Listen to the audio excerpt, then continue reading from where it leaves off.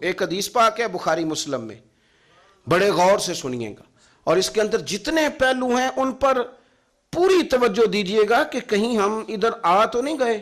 رسول پاک صلی اللہ علیہ وسلم نا ہمارے لیے سب سے بڑے حکیم ہیں، سب سے زیادہ حکمت حضور نے ہمیں بتلائی ہے کہ اس رستے چلو گے تو بچو گے، اس رستے جاؤ گے تو ہلاک ہو جاؤ گے۔ نبی کریم علیہ السلام نے فرمایا، بخاری مسلم ہے، فرمایا 7 ہلاک کرنے والی چیزوں سے بچنا، اگر ان میں تم چلے گئے تو ہلاک ہو جاؤ گے۔ 7 چیزیں ہیں جو تمہیں ہلاک کر دیں گی، برباد ہو جاؤ گے، تباہ ہو جاؤ گے، ہلاکت کا سفر ہے یہ، 7 چیزوں سے بچو۔ یا رسول اللہ صلی اللہ علیہ وسلم وہ کون کون سی؟ تو حضور نے فرمایا اللہ کے ساتھ شریک نہ کرنا، ہلاک ہو جاؤ گے۔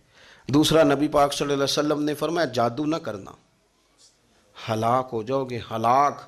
اور یار جسے حضور فرما رہے ہیں ہلاک ہو جائے وہ بچے گا؟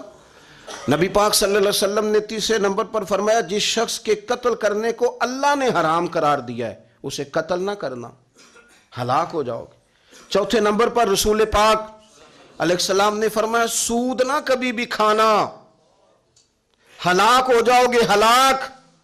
بڑی بڑی دلیلیں دی بینک والوں نے، بڑا سمجھایا تو عادی صاحب مان گئے، محترم مان گئے، کہنے لگے نہیں جی نہیں وہ کاروبار میں لگاتے ہیں۔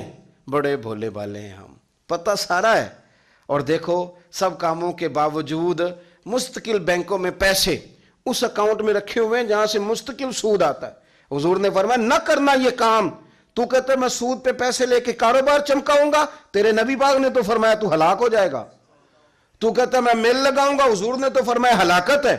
تو کہتا ہے میں بڑا کچھ کر جاؤں گا تو ہلاکت ہے۔ اچھی طرح سمجھ لیں، اصل مال بھی ضائع ہو جاتا ہے اس بندے کا جو سود کا مال ملا لیتا ہے، اصل برکت بھی اڑ جاتی۔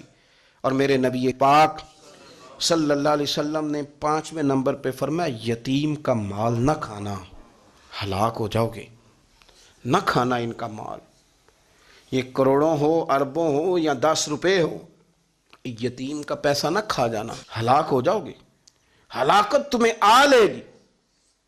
اور پھر 6 نمبر پر نبی پاک علیہ السلام نے فرمایا کفر سے جہاد ہو رہا ہو تو کبھی پیٹ پھیر کے بھاگنا نہ، ہلاک ہو جاؤ گے۔ اور 7ویں نمبر پر اللہ کے رسول نے فرمایا بے قصور اور بے گناہ عورت پر تہمت نہ لگانا، بلا وجہ بہو کے کھاتے نہ کچھ ڈال دینا، بلا وجہ بھابھی اور بیوی اور کسی بھی خاتون پر کوئی الزام بے قصور عورت پر بہتان نہ لگانا۔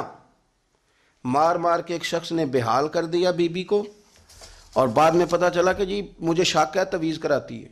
کیا آپ کی سوچ ہے؟ مسلمان اللہ کو ماننے والا اور اس باتوں پر الزام لگائے گا تویز کرا کے لاتی؟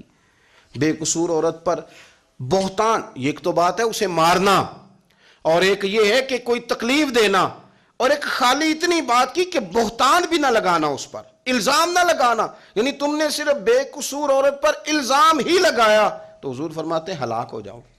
یہ ہلاکت والا کام ہے، لیکن ہم بغیر سوچے سمجھے کہہ دیتے ہیں اس نے کہا ہے، اس نے کیا ہے، یہ کرتی ہے، یہ کام نہیں کریں۔ یہ 7 وہ چیزیں ہیں جو ہلاک کر دیں گی۔